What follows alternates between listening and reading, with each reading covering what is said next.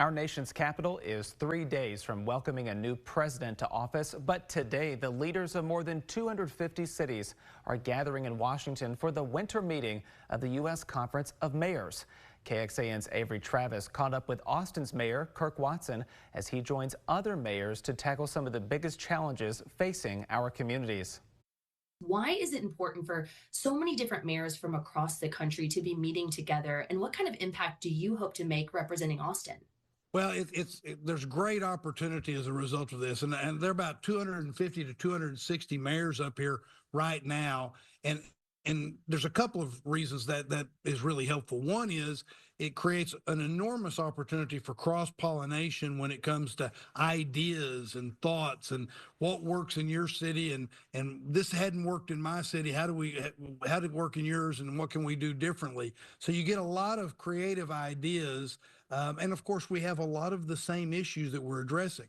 The other is we spend a lot of time working on federal policy together so that by through committees and other work so that we are able to be able to, with a unified voice on behalf of local communities and local government, talk to the federal government so that it also benefits. I've been asked to just today I spoke on workforce development, and people are very interested in the Austin Infrastructure Academy that, of course, we've created since I became mayor and put funding in this last budget.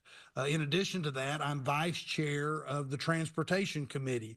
And we have the Surface Transportation Act that's going to need to be renewed or reauthorized in the next couple of years. And so I'm taking kind of a lead on helping with that. And I spoke on that.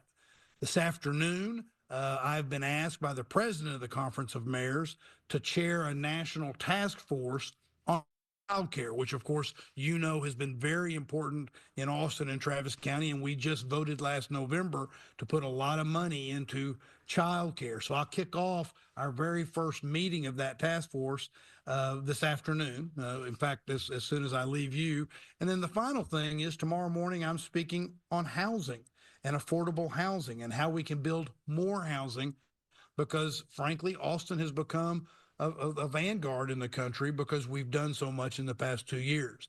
In all of those instances, the give and take, even though I may be blessed to be asked to speak and put into a leadership position, the truth of the matter is I always get a whole lot out of that I can bring back. One thing that we did see on the agenda for this conference that you didn't touch on is immigration. And we know with President-elect Donald Trump putting that forth as a huge focus, he has said that he would like local law enforcement to take part in his plans for mass deportation of undocumented immigrants. Do you expect Austin police to play a role in some of those plans? What I anticipate, first of all, we need to wait and see precisely what the president-elect, soon to be president, is actually saying about things in that regard. There's been a lot of general talking, and there's been a lot of speculation about what this means or what that means. So I want to make sure that what we're doing is we're not speculating about what he might mean. We want to know exactly what he's saying.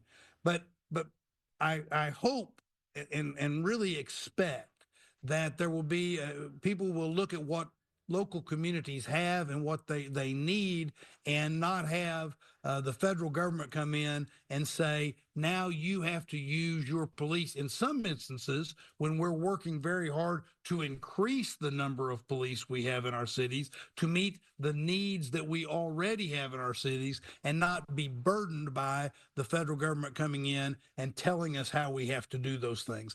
That's not the best way to operate this.